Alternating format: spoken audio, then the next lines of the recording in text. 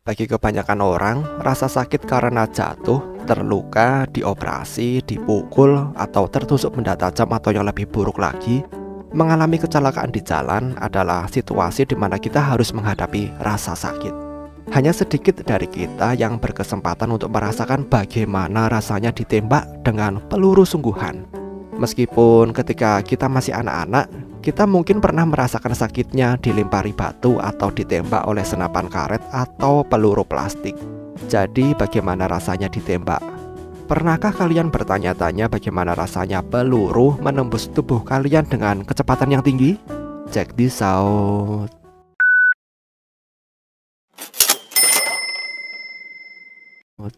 Ada dua klasifikasi yang terkait dengan luka tembak, tergantung pada tingkat kecepatan peluru yang ada, kecepatan tinggi atau rendah. Peluru kecepatan rendah dikategorikan memiliki kecepatan kurang dari 340 meter per detik. Sedangkan peluru kecepatan yang tinggi ditempatkan pada kecepatan minimal 610 meter per detik.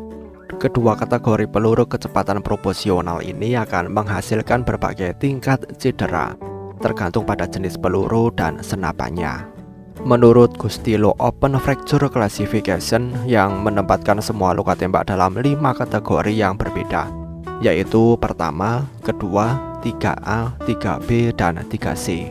Menurut tingkat kerusakan jaringan, tulang, dan organ serta kedalaman peluru yang masuk ke dalam tubuh kalian. Persamaan yang akan sering diceritakan oleh para korban, mereka akan menyebutkan bagaimana ada kelambatan di otak kita untuk memproses rasa sakit setelah peluru mengenai organ lain selain otak. Tergantung pada dampak di mana korban ditembak. Ada yang mengatakan mereka merasa seperti dilempar batu sebelum beberapa detik kemudian mulai merasakan sakit yang parah di bagian yang terluka. Biasanya 2-5 detik setelah mereka tertembak peluru. Ada juga kasus unik di mana korban tidak merasakan sakit sama sekali. Seorang jurnalis yang bernama Deborah Cotton menjadi salah satu orang yang sering diperbincangkan setelah selamat dari serangan acak oleh dua pemuda yang melukai lebih dari 20 orang di New Orleans, Amerika Serikat ketika parade Hari Ibu pada 13 Mei 2013. Deborah menjelaskan jika tidak merasakan sakit setelah ditembak, meskipun peluru sebenarnya masuk melalui pinggangnya dan paru-paru kirinya. Dia tidak menyadari semua itu karena dia tidak merasakan sakit sama sekali karena ukuran peluru yang digunakan penembak adalah 9 mm yang tidak menyebar setelah ditembak sehingga peluru menembus dan menancap di tubuhnya. Tapi akibat penembakan dan perawatan yang harus dijalaninya, Deborah kehilangan limpa. Salah satu ginjalnya, sebagian pankreasnya, sebagian perutnya juga harus diamputasi dan beberapa organ lainnya juga rusak. Deborah akhirnya meninggal beberapa tahun kemudian karena kegagalan organ. Dampak peluru pada Deborah jauh berbeda dengan korban ledakan senapan yang melibatkan peluru yang pecah berkeping-keping setelah ditembakkan. Dalam satu kasus yang melibatkan seseorang dari Irlandia berusia 57 tahun, pada saat kejadian pada tahun 2004, dia sengaja menembak lutut kirinya dengan senapan karena dia tidak bisa menahan rasa sakit di bagian itu akibat radang sendi.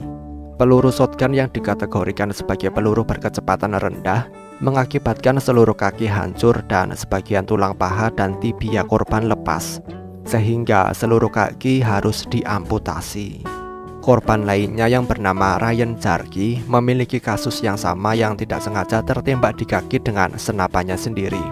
Ketika mencoba menangkap senapan, dia menarik pelatuknya sehingga lututnya tertembak. Setelah kejadian itu, Ryan tidak menyadari sebagian besar betisnya hilang dan dia masih mencoba untuk berdiri. Hanya setelah dia berhasil berdiri, rasa sakit yang mengerikan itu datang dan kemudian dia jatuh lagi dengan 96 pecahan peluru bersarang di kakinya. Ryan menggambarkan rasa sakit yang dia rasakan seperti panas, berkali-kali lebih buruk daripada cedera biasa yang bisa kita alami. Seolah-olah luka kita dihangatkan oleh api. Sensasi panas ini mirip dengan yang diceritakan oleh Deborah setelah ditembak. Bedanya, Deborah tidak merasakan sakit sama sekali. Berbeda dengan tayangan film yang suka memperlihatkan tokoh utama terus berjuang sampai mati setelah ditembak, Langkah terpenting yang perlu dilakukan baik oleh korban maupun individu yang berusaha menolong adalah menahan lukanya agar pendarahan korban penembakan bisa diperlambat. Cara untuk memperlambat pendarahan adalah dengan menekan kain di atas luka atau membungkusnya dengan erat, sebagai langkah paling kritis yang meningkatkan kemungkinan menyelamatkan korban. Jika hal itu berhasil dilakukan dengan benar, maka tubuh korban secara otomatis akan mulai mengambil alih proses perlindungan tubuh akibat trauma, yang secara medis disebut sebagai mekanisme kompensasi. Dalam situasi ini, tubuh akan mulai mendeteksi ketidakseimbangan tekanan darah yang terjadi untuk mempercepat pemompaan darah dan kemudian mulai menyempitkan pembuluh darah melalui proses yang dikenal sebagai SVR atau Systemic Vascular Resistance. Tubuh kita juga akan mulai mengaktifkan sistem refleks baroreseptor atau barorefleks yang diperlukan untuk mempertahankan tekanan darah yang konsisten, mengontrol keseimbangan antara detak jantung dan tekanan darah. Apa yang kami coba sampaikan sejauh ini, ada banyak sensasi berbeda tentang bagaimana rasanya ditembak. Selain yang kami jelaskan barusan, ada yang mengatakan jika ditembak sama dengan disengat lebah, dipukul dengan tongkat, dipukul dengan palu, seperti didorong dengan keras, ditinju, dan berbagai sensasi lain yang berbeda. Tapi bagi para korban headshot, kisah mereka cukup unik. Seorang pria bernama Michael Moylan secara tidak sengaja ditembak di kepala oleh istrinya. Suaminya yang bangun tidur mengeluh sakit kepala, seolah-olah istrinya memukulnya ketika dia sedang tidur. Khawatir dengan apa yang terjadi, istrinya membawa Michael ke rumah sakit tanpa mengungkapkan apa yang terjadi. Michael menjalani pemeriksaan dan ditemukan ada peluru tepat di telinga kanannya tanpa ada tanda-tanda pendarahan. Hanya setelah penemuan peluru itu, istrinya menceritakan kisah yang sebenarnya. Korban insiden penembakan Columbine High School yang terjadi pada tahun 1999 yang bernama Patrick Ireland berusia 17 tahun pada saat kejadian, ditembak 2 kali di kepala, tapi dia masih bisa menyelamatkan diri, berhasil merangkak keluar melalui jendela sebelum diselamatkan. Meski Patrick selamat, dia harus belajar membaca dan menulis lagi karena kehilangan kemampuan itu. Kehilangan kemampuan mengatakan apa yang terlintas di benaknya dan sering kehilangan ingatannya. Meski begitu, orang-orang ini termasuk yang beruntung karena angka kematian akibat luka tembak di kepala cukup tinggi dengan angka kematian 90% sampai 95%. Tingkat kelangsungan hidup setelah ditembak di dahi itu lebih tinggi karena peluang peluru untuk merusak kedua sisi otak lebih rendah. Kematian diperkirakan akan lebih tinggi jika seseorang ditembak dari samping, di mana peluru lebih mungkin menembus kedua sisi otak. Hanya satu tembakan di area bernama T-Box yang dipercaya mampu membunuh seseorang secara instan. Dalam pelatihan pasukan keamanan bersenjata, setiap anggota pasukan akan diajarkan keefektifan tembakan yang diarahkan ke T-Box di wajah. Tidak seperti film atau video game yang suka mempopulerkan tembakan ke otak, aparat keamanan dilatih untuk menyerang zona kecil ini untuk menonaktifkan medula oblongata yang merupakan penghubung antara tulang belakang dan otak.